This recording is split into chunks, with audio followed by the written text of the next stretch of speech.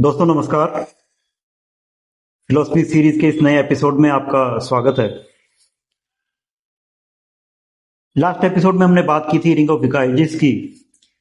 उसके बाद ग्लोकोन ने एक चैलेंज दिया है सुकरात को कि ये प्रूव करो कि अंजाम जो मर्जी हो, जस्ट होना बेहतर है। ये बहुत बड़ा चैलेंज है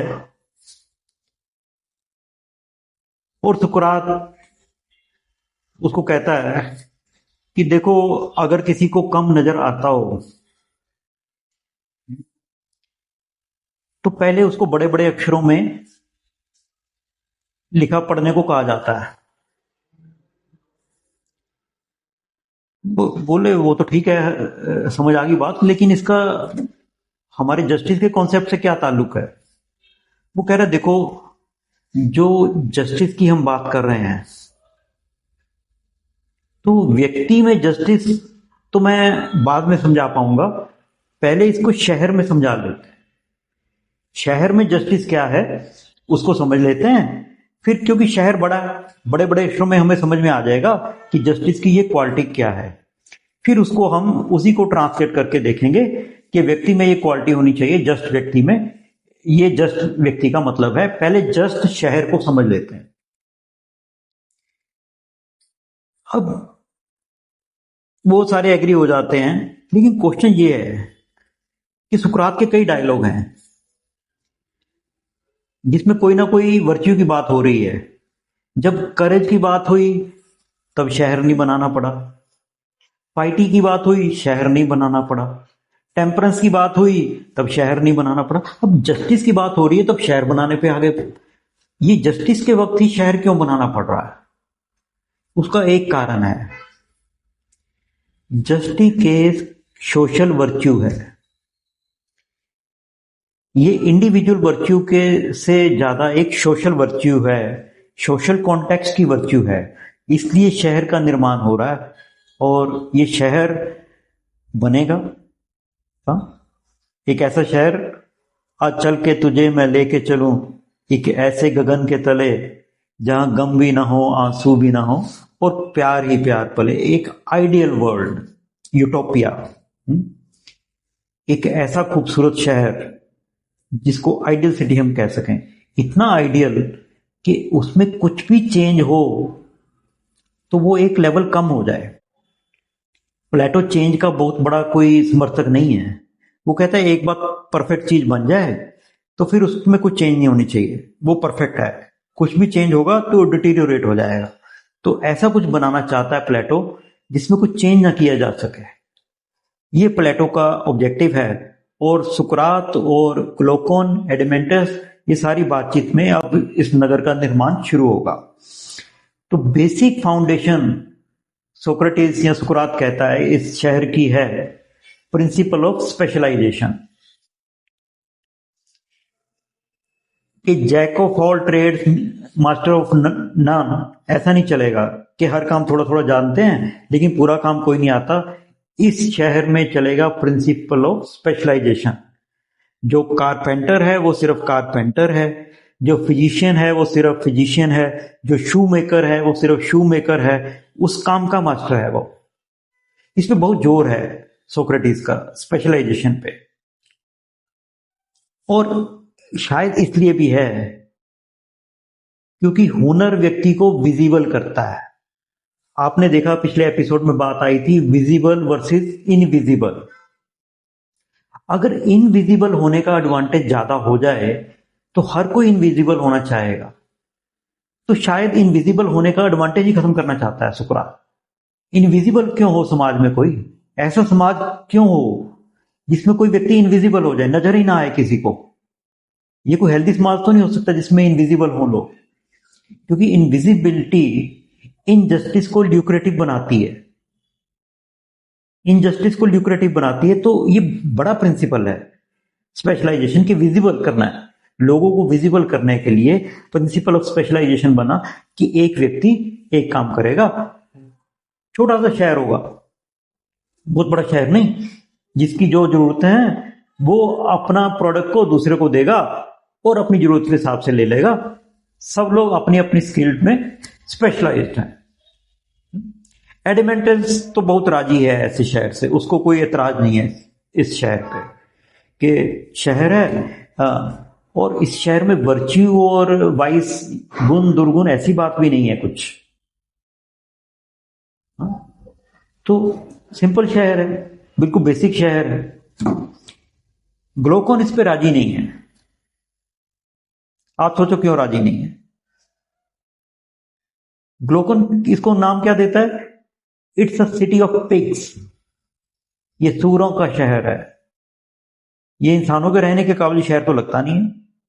ना इसमें एंटरटेनमेंट है, ना ब्यूटी है, ना लग्जरी है, ना फूड्स हैं टेस्टी, ना ट्रेड है, ना कुछ बाहर से आ रहा है, ना कुछ बाहर जा रहा है। तो ऐसा शहर तो सूअरों के रहने के काबिल है, इंसानों के रहने के काबिल नहीं। तो सुकरात जैसे उसने एक रखा हुआ ना अपने पास, आजकल आर्टिफिशियल इंटेलिजेंस में जैसे जनरेट करना है वैसे जनरेट कहता, अच्छा थोड़ा टेम्परेचर बढ़ाना है, थोड़ा फीवरिश करना है सिटी को, हाँ तो फीवरिश कर देते हैं, ठीक है, फीवरिश करते हैं, सिटी में थोड़ा फीवर बढ़ाते हैं ताकि अच्छे अच्छे खाने हो, थोड़ा कला का सामान हो, कुछ बाहर से आ रहा है, कुछ आभूषण बन के आ रहे हैं, कुछ ज्वेलरी बन के आ रही है, कुछ बाहर जा भी रहा है, तो इस लेवल का शहर हो। लेकिन अब इसमें थोड़े डॉक्टर भी चाहिए होंगे, क्योंकि जब अलग अलग तरह के खाने हैं, अब संयम तो रहेगा नहीं, संयम रहेगा नहीं तो बीमारी आएगी, तो कुछ फिजिशियन चाहिए होंगे। और जैसे शरीर का फिजिशियन है ऐसे सोल का भी फिजिशियन है, आत्मा का भी फिजिशियन है। तो ऐसा कोई तो चाहिए जो इसके टेम्परेचर को रेगुलेट कर सके। फीवरिश सिटी तो है, लेकिन इतना बीमार भी ना हो जाए कि आईसीयू में पहुंच जाए सिटी। थोड़ा सा टेम्परेचर बढ़े तो कोई रेगुलेट करने वाला हो। तो अब उसने कहा कि ठीक है, अपने अपने हुनर में माहिर जो लोग हैं वो हैं, एक और तरह के लोग होंगे जिनको हम कहेंगे गार्डियन। क्योंकि दो चीजें होंगी इस शहर में, थोड़ा सा संयम बिगड़ेगा, दूसरा क्योंकि सामान बाहर जाएगा, सामान आएगा, या किसी को लूटेंगे या कोई हम पे अटैक करेगा, तो हमें थोड़े वॉरियर्स भी चाहिए जो युद्ध कर सकें। तो सुकरात ने उनका नाम दिया गार्डियंस, कि हमें गार्डियंस चाहिए जो शहर को प्रोटेक्ट कर सकें, इसके कल्चर को, इसकी आइडेंटिटी को प्रोटेक्ट कर सकें, कि ये बीमार शहर ना बन जाए। ये शहर बीमार नहीं होना चाहिए, हेल्दी रहे ये शहर। तो गार्डियंस जो हैं, अब आपको शायद समझ में आ गया होगा कि ग्लोकॉन पहले शहर पे राजी क्यों नहीं था। क्योंकि ना तो वो जूते बना सकता है, ना तो वो कपड़े सिल सकता है, वो टेम्परेचर को कंट्रोल करने वाला ही आर्ट है उसमें, गार्डियन है वो एक तरह। जो ग्लोकन के पास हुनर हैं वो इनविजिबल हो जाते पहले शहर में। उस शहर में उनका कोई स्थान नहीं था, तो उस स्थान को क्रिएट करते हुए उसने थोड़ा सा तापमान बढ़वाया है शहर का, और ये शहर क्रिएट हो गया जो सेकंड सिटी है। अब सुकरात ने कहा ये जो गार्डियन है ये बहुत इंपॉर्टेंट है। इन गार्डियन में दो गुण होने चाहिए, नरम भी हों और सख्त भी हों। सिर्फ फायर ही नहीं, फ्लावर भी होना चाहिए।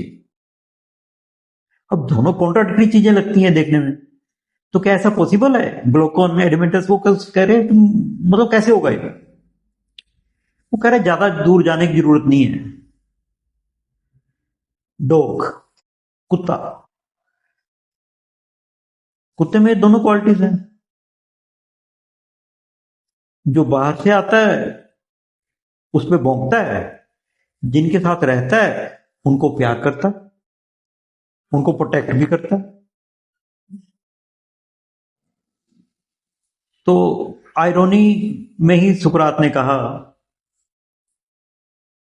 कि कुत्ते में क्या क्वालिटी है कि वो प्रोटेक्ट भी कर पाता है और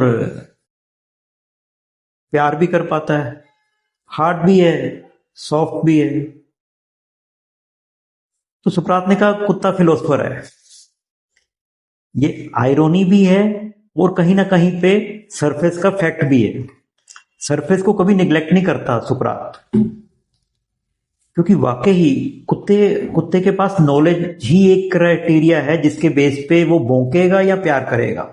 जिसको नॉलेज मतलब जानना, जिसको जानता है उसको प्यार करता है, जिसको नहीं जानता उस पे ऊपर भौंकता है। तो कुत्ता नॉलेज का प्रेमी है, ये सुकरात का कहना है। लेकिन कुत्ते की जो नॉलेज है वो एक नॉलेज ऐसी है जिसका मिसयूज किया जा सकता है। आप देखते होंगे पुरानी फिल्मों में कि जब विलन पकड़ लेता था हीरो को और हीरो उसकी कैद से भाग जाता है, तो विलन उसकी शर्ट या उसका रुमाल कुछ कुत्ते को सुंघा देगा और उसके बाद कुत्ता हीरो को ही मार देगा। तो ये जो नॉलेज वाली जो उसका एलिमेंट है, सिर्फ सेंसुअल नॉलेज है उसके पास।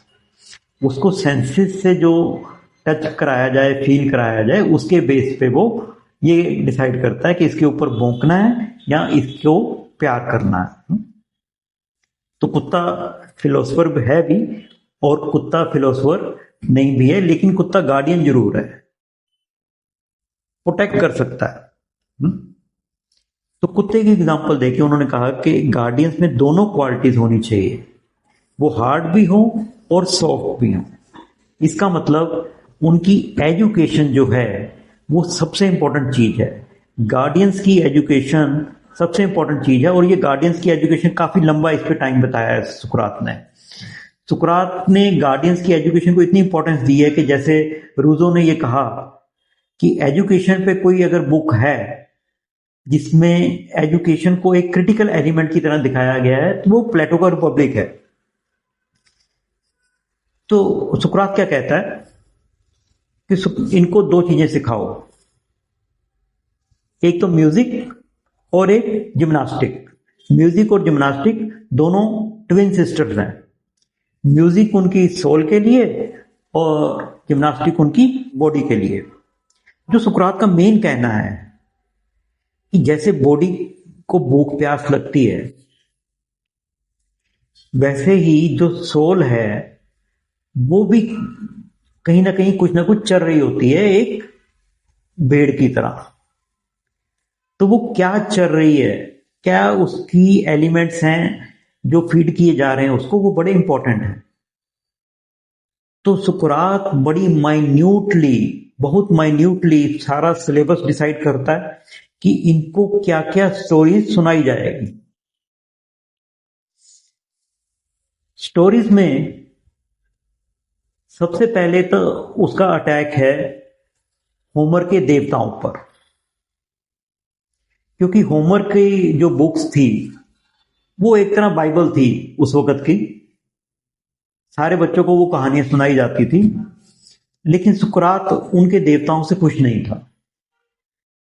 सुकरात कहता है ये कैसे देवता हैं जो कभी रूप बदल के आ जाते हैं, कभी छल कपट कर रहे हैं, शहरों को आग लग रही है और वो जश्न मना रहे हैं। ऐसे देवता तो नहीं होने चाहिए इस शहर के। तो पहले तो इस शहर के देवता ही चेंज करो। तो इस शहर के जो देवता होंगे जिनके बारे में गॉड्स गार्डियंस को पढ़ाया जाएगा, उनमें दो क्वालिटीज होंगी। पहली, God is author of all the good things. God is not a author of evil things. भगवान अच्छाई का लेखक जरूर है, लेकिन बुराई का रचयिता नहीं है। ये पहला कॉन्सेप्ट। और दूसरा, गॉड इज ट्रुथ, और ट्रुथ एक है, उसका रूप बदलता नहीं है, उसका रूप बदलता नहीं है। तो ये रूप बदल बदल के आने वाले देवताओं का कॉन्सेप्ट खत्म होगा। तो God is author of good things and, और गॉड चेंज नहीं होता है। ये जो प्राइमरी थीम रहेगा स्टोरीज का। अब स्टोरीज पे इतना जोर क्यों है सुकरात का या प्लेटो का? जब सुकरात का मुकदमा चला था तब भी यही बात हुई थी। सुकरात ने कहा था कि मेरे मुकद्दर का फैसला बहुत पहले हो गया था, क्योंकि शहर मेरे बारे में पहले ही गलत सोचना शुरू हो गया है। शहर के दिमाग में ऐसी स्टोरीज पहले भरी गई हैं जो फिलोसफर को गलत कहती हैं और जो बुरे हीरो हैं उनको सही कहती हैं। तो इन स्टोरीज को बदलना होगा। तो सुकरात डिसाइड कर रहा है कि स्टोरीज चेंज होंगी, देवता चेंज होंगे, देवताओं की क्वालिटी चेंज होगी, और जो गार्डियन हैं वो सबसे इंपॉर्टेंट एलिमेंट हैं। गार्डियन में दो गुण होंगे, एक तो होगा सॉफ्टनेस, वो पोइट्री और म्यूजिक के थ्रू उनके पास आएगा, और दूसरा होगा हार्डनेस, जिसमें जिम्नास्टिक। जो सुकरात की पोइट्री और म्यूजिक है वो ट्रेडिशनल पोइट्री और म्यूजिक नहीं है। वो जो म्यूजिक है वो वीर गाथाएं हैं, और जो पोइट्री है उसके हीरो भी अलग होंगे। वो हम अगले एपिसोड में देखेंगे कौन कौन से हीरोज को वो असाइन करेगा, कौन से हीरोज को वो डिमोट करेगा।